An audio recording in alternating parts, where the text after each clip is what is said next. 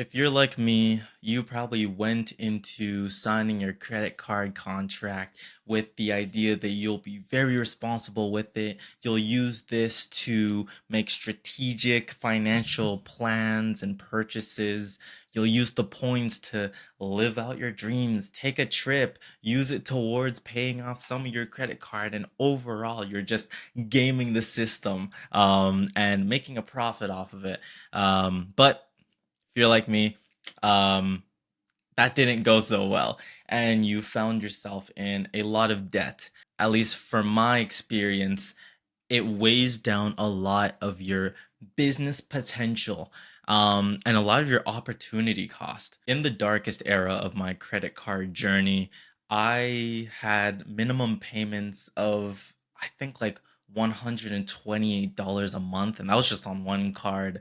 And, when I got that statement, it told me, yeah, this will take you a light 68 years to pay off if you're just doing minimum payments. It was terrible. I had racked up quite a bit of debt.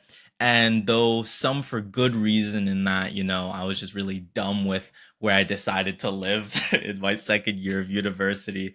And I had to kind of stretch my dollar, but like using debt. But for a lot of it, it was just really dumb purchases. And I'm not alone. A lot of the Western world has this same problem when it comes to credit cards and just overextending ourselves financially. It took me a bit of time to fix my financial situation and come out of that and be able to start building towards the financial future I want.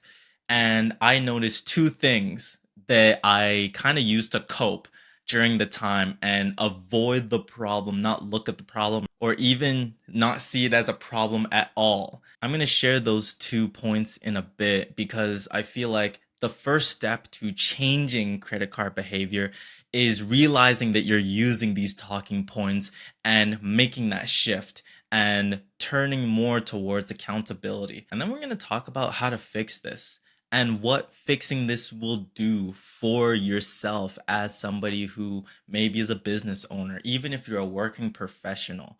What having not necessarily no debt, but a healthy financial program for your personal finances does for you. If you're new here, this is Business is Scary, a channel where we're taking business problems and concepts and we apply a human centric approach to it as we look for solutions and we just become better business people. And if you haven't already, hit subscribe and get notified of all of our weekly content. But let's talk credit cards. I'm going to start with the honorable mention, and just so we're on the same page and we get this out of the way, one of the reasons people rack up credit card debt and like bad credit card debt is the attempt to extend their income. We live in a very harsh economic time where a lot of people are having to use credit cards in order to extend their monthly income, you could say, and their spending power in order to make up for a lot of those necessary expenses, like, the roof over their head, the food on the table.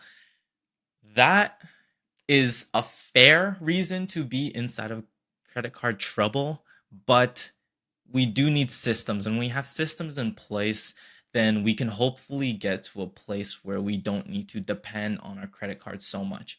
For me, I did rack up quite a bit of debt from like just like, buying food, transportation, and not necessarily wanting to use the cash I had on hand so that I had that for emergencies, which emergencies did come up inside of my rental. That is an explanation, but not an excuse. I did end up moving into a more affordable place where I wouldn't have to do that. And more cash was staying inside of my account on a monthly basis that could go towards those other expenses. So, yes, it is a thing and it's understandable as to why people would use a credit card. But it's important that we create systems in place so that we don't have to do that. But Now let's get into the coping mechanisms and the ones that are not fair and 100% we need to change if we hope to be financially secure and invest inside of any endeavor we think of in the future. First one is unchecked consumerism, what some professionals call conspicuous consumption. And this is spending for status, spending because we think that a want is actually a need, and it's usually not. Um, and just unhinged, unchallenged, unchecked consuming behavior. Called conspicuous spending, where you basically buy things just to flex on others. And I'm not gonna lie, when I first started making good money, I immediately wanted to buy a brand new Tesla and move to a high-rise apartment. Not because I needed it, but because I wanted to show other people how successful I was. I'm not trying to go broke, trying to look rich. You know that you are hitting this side of cope when you're telling yourself, you know what, I'll just make it back. Money is meant to be spent. You hear that a lot, and while that is somewhat fair, and the best cope is when there's a little bit of truth inside of it, this idea of spending on spontaneous wants and not having systems in place and budgets in place leads us down a very deep hole where we are saying, money is meant to be spent until we're then saying, where did my check go? And that hit me so many times. I was working retail, so I was getting things for 50% off, 30% off. But I didn't really realize that 30% off also meant 70% of my paycheck back to the company, right? How much have you spent on fucking squishmallows? I think I used like 10,000. $10,000, it's gone like that. I know. They're very cute. I'll show you my Great, so you got collection. into $25,000 plushie debt? And then there's nothing to show for it, though. You just need certain things throughout, like, You need your a life. dragon You don't. plushie. I'm not Yeah. saying you necessarily need a dragon Then what plushie. the fuck are you talking about? Everyone needs, Not a dragon plushie? not a dragon plushie. get rid of the but they need a dragon plushie. metaphorical squishmallow. They need a little treat every now and then. It was so bad. And there were so many times where I would be at my bedside looking at my phone and my checking account, and I'd be like, literally, where did my check go? Like, where did my paycheck go? I just got paid. Where is it? And I couldn't trace back to all the things that I bought because I had bought so much stuff. I ate out so much. I like this one ad that I saw on my way to work, and it was so spot on. It said, everything looks different when you're in debt. And that's so true for myself. There's so many things inside of my personal life that were affected by my lack of financial stability. A lot of things that needed my emotional presence.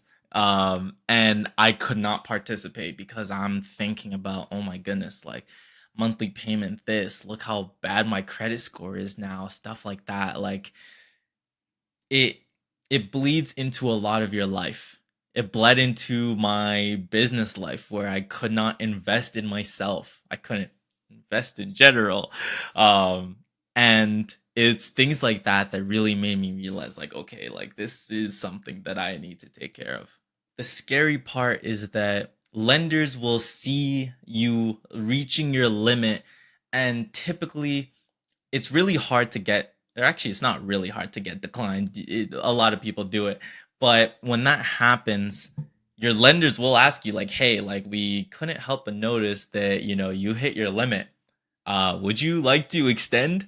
And then people start doing some math in their head, and they're like, oh, if I extend, then I don't need to actually pay down my credit card. It can be at this level, but it's extended, so I'm now back inside of like the green zone of my credit card score and stuff. It's so bad because you just end up racking it up again. You don't change the habits that got you there. A lot of people use their credit score as like a cope in that, oh, well, my number is all right, or it used to be all right. So I know I'm a good spender. It's just this season I had to get that and I had to get this. And they think that by increasing their score or increasing their limit, and then it improves their score, they're like, oh, so I am in a good place. You're not. Those monthly payments are screwing you.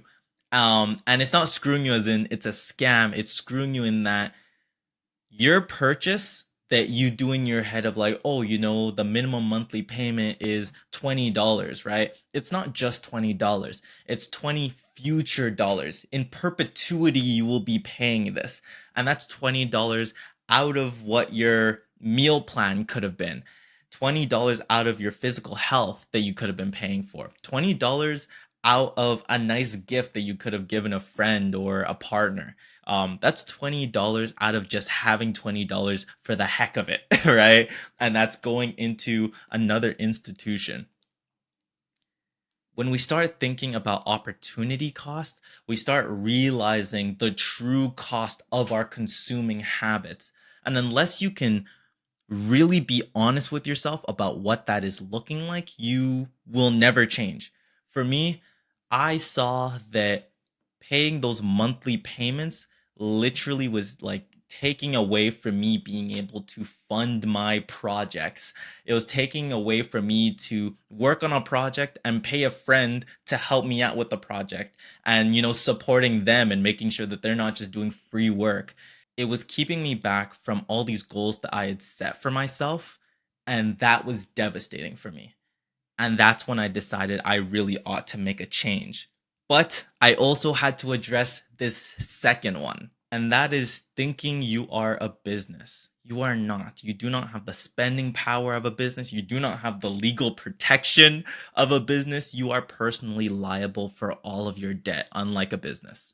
So stop talking about leveraging debt and I'm going to use this in order to do that. And, here's the grand master plan. As the saying goes, the best laid plans, right? You have this whole plan of you, and you've coped so hard into thinking that you are a mastermind financial guru person that, can gamify and outsmart literal financial institutions.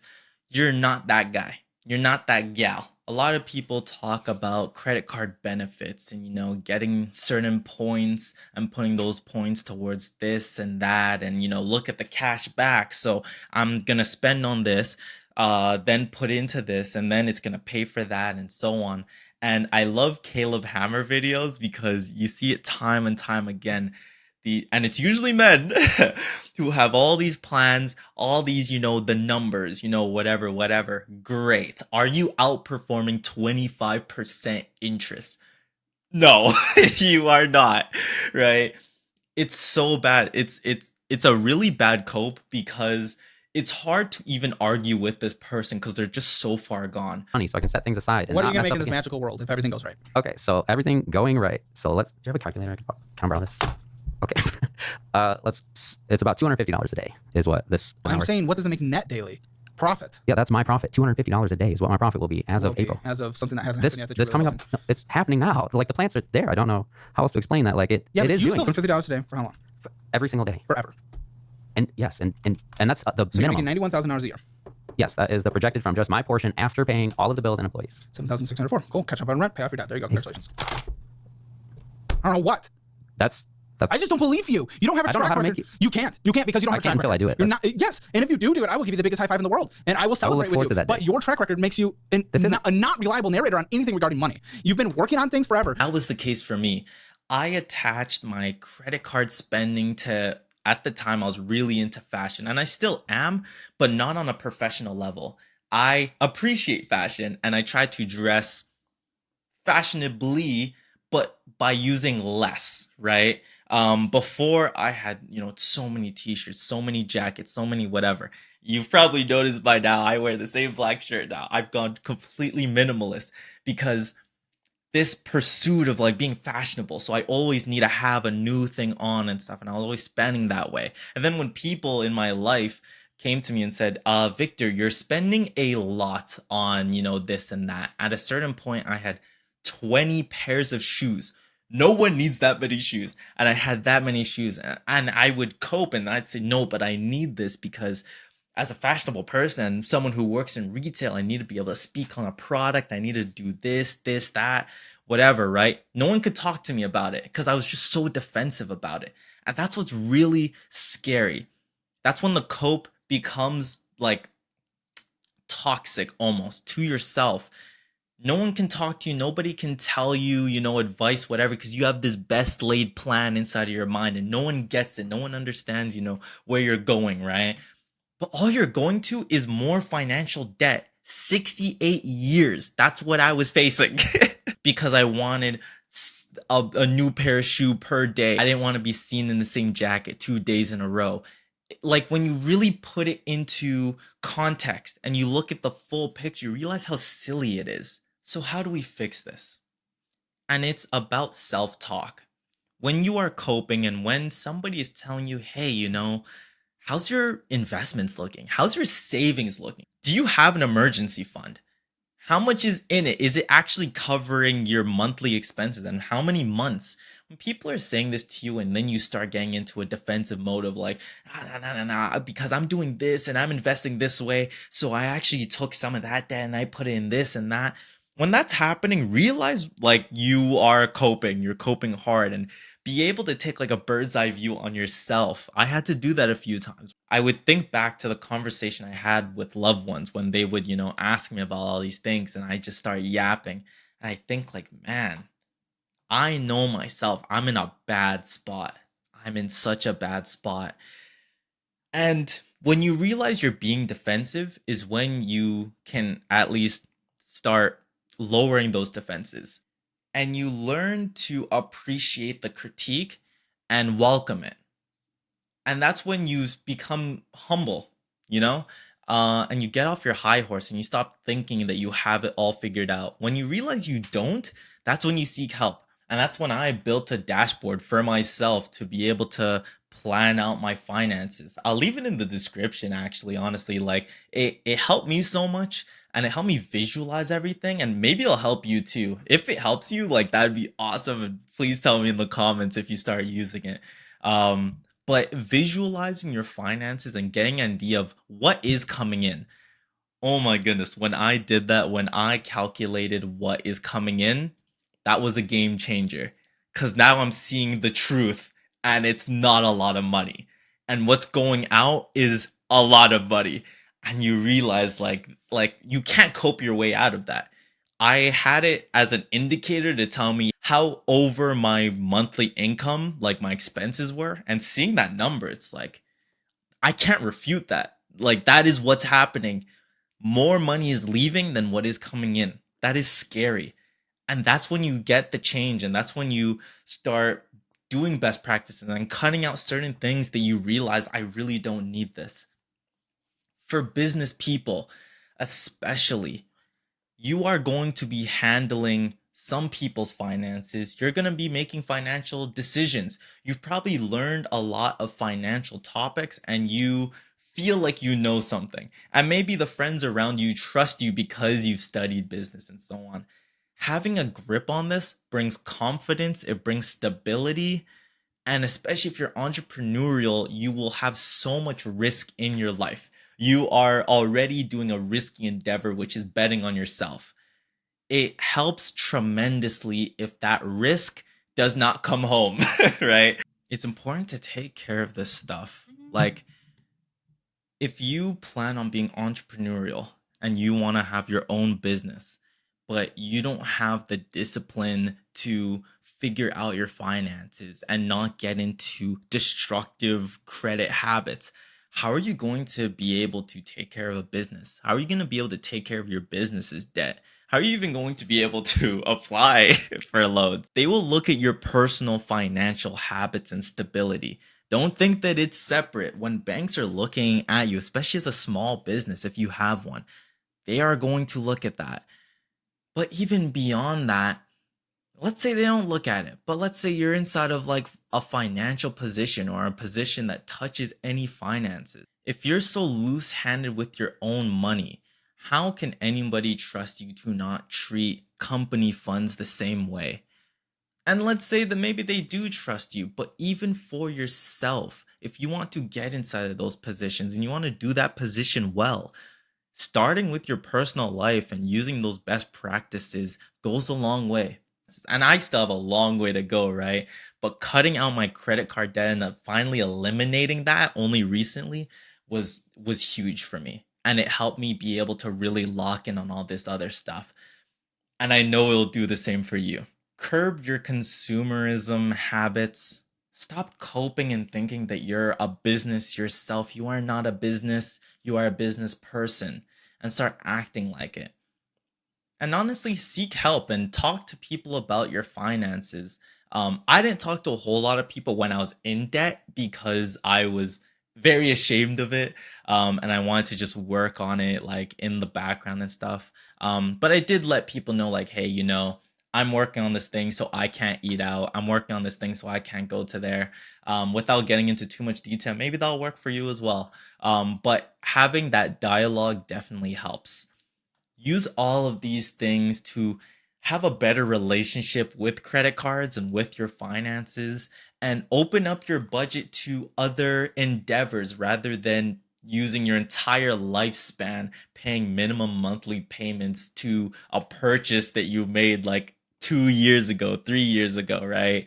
um and just live a more financially free life so you can start thinking through problems without thinking about your debt in the background, and you can be more patient for profits, and you can take more risks on yourself, and you start operating and making decisions like a business person that isn't getting chased by their financial ghosts, because business is already scary as it is.